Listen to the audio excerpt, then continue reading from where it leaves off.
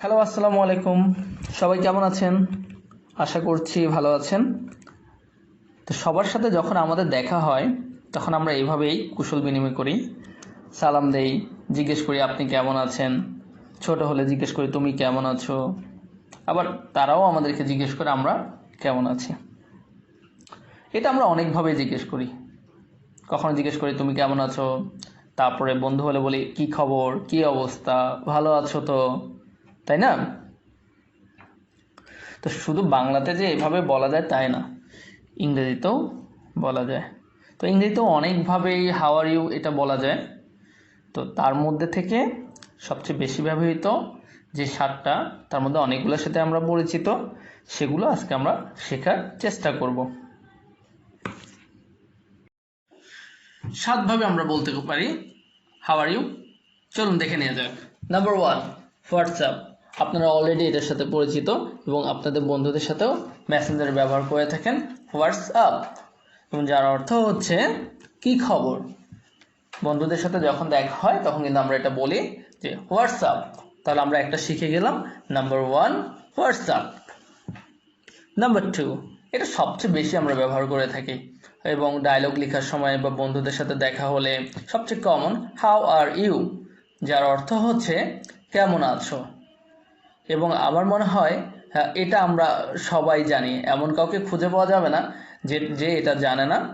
Already আমাদের দুটো শিখা হয়ে গেল। Number 3, how do you do. এটির সাথেও আমরা পরিচিত এবং যার অর্থ হচ্ছে আপনি কেমন আছেন। আর ছোট হলে আমরা বলি তুমি কেমন আছো, হাউ ডু ইউ ডু। আমরা 3 নাম্বারটাও শিখে ফেললাম। Number 4, how have you been. আমরা হয়তো অনেকেই এটার সাথে পরিচিত নই, আবার অনেকেও পরিচিত। আজকে আমরা পরিচিত হয়ে গেলাম। আর এটা হচ্ছে হাউ হ্যাভ ইউ বিন, যার অর্থ কেমন আছো। আমরা অলরেডি 4টা শিখে ফেললাম। আমরা আজকে ইনশাল্লাহ 7টি শিখব এবং সবার সাথে ব্যবহার করব। Number 5, how are things going. এটাও অনেকে জানেন, আবার এটা অনেকে জানেন না। এটা আসলে আমরা যখন সবার সাথে দেখা হয় খুব কমই ব্যবহার করে থাকি, হাউ আর থিংস গোয়িং।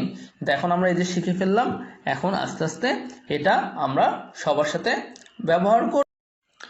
সবকিছু কেমন চলছে, হাউ আর থিংস গোয়িং, যার অর্থ হচ্ছে সবকিছু কেমন চলছে। আমরা অলরেডি 5টা শিখে ফেলেছি, চলুন সেগুলো একবার রিভাইজ দিয়ে নিই। WhatsApp, how do you do, how are you, how have you been, how are things going। চলুন 6 নাম্বারটি শিখে নিই। Number 6, have you been well। আপনারা অনেকে এটার সাথে পরিচিত, আবার অনেকে অপরিচিত, যার অর্থ হচ্ছে ভালো আছো তো।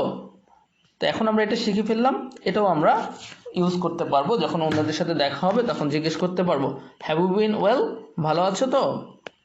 নাম্বার 7, আমরা 7টা শিখবো বলেছিলাম, আর নাম্বার 7 চলে আসছি, আর সেটা হলো আর ইউ ওয়েল।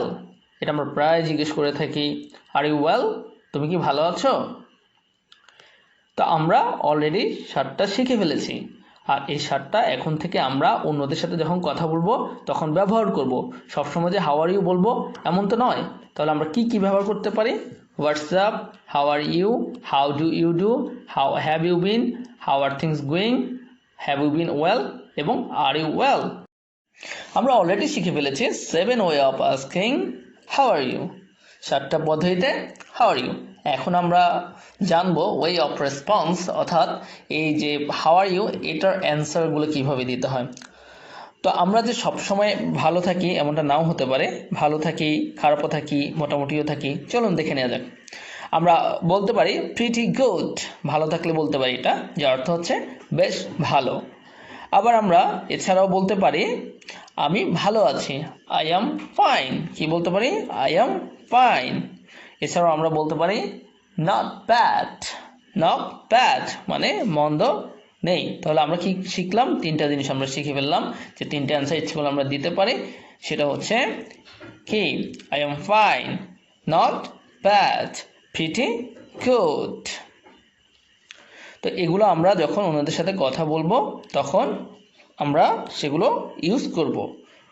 7টা কোশ্চেনে ইউজ করব এবং এই অ্যান্সারগুলো তারা কোশ্চেনগুলো ইউজ করব। আর আমরা যে সবসময় ভালো থাকবে এমন তো কোনো কথা নেই। ভালো না থাকলে আমরা বলতে পারি I am not fine, I am not fine, আমি ভালো নেই।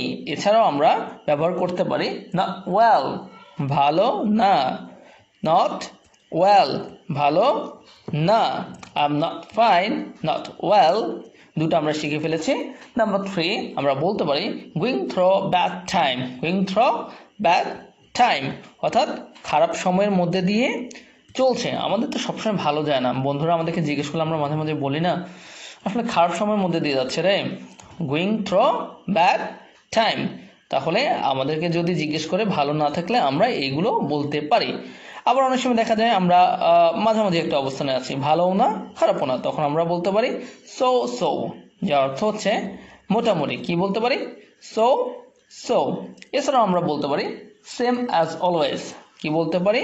সেম অ্যাজ অলওয়েজ, যার অর্থ হচ্ছে গতানুগতিক আর কি। মাঝে মাঝে বন্ধুরা আমাদেরকে জিজ্ঞেস করে, তখন আমরা বলি কেটে যাচ্ছে সব সময়ের মতোই, that means same as always. এছাড়াও আমরা বলতে পারি not so good, not so bad, এত ভালোও না খুব বেশি খারাপও না। তাহলে আমরা অলরেডি শিখে ফেললাম। আমরা কি কি শিখলাম? যদি আমি ভালো থাকি তাহলে আমি বলতে পারি pretty good, not bad, I'm fine।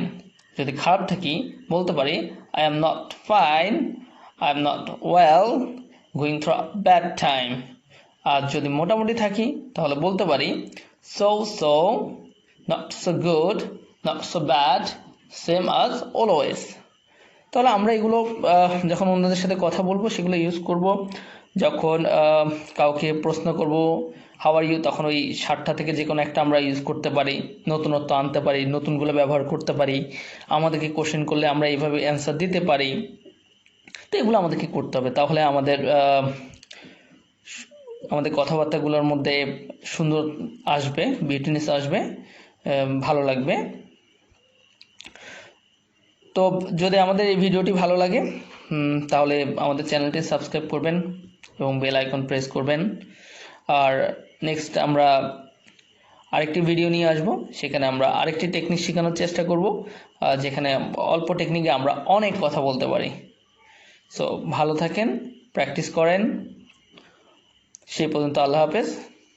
Thank you very much for watching this videos.